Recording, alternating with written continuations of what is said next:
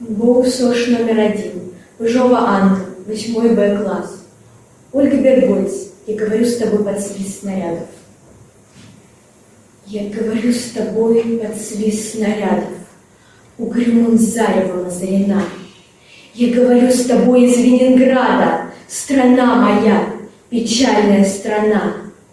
Кронштадтский злой неукротимый ветер в лицо мое закинутое бьет. В бомбоубежищах заснули дети, ночная стража стала у ворот. Над Ленинградом смертная угроза, бессонной ночи, тяжек день любой. Но мы забыли, что такое слезы, что называлось страхом и мольбой. Я говорю, нас, граждан Ленинграда, не поколеблет грохот канонад. И если завтра будут баррикады, мы не покинем наших баррикад. И женщины с бойцами станут рядом, и дети нам патроны поднесут. И над всеми нами зацветут старинные знамены Петрограда.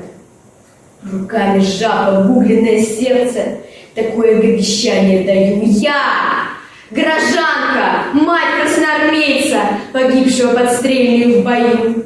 Мы будем драться с безответной силой, мы одолеем бешеных зверей, мы победим. Клянусь тебе, Россия, от имени российских матерей.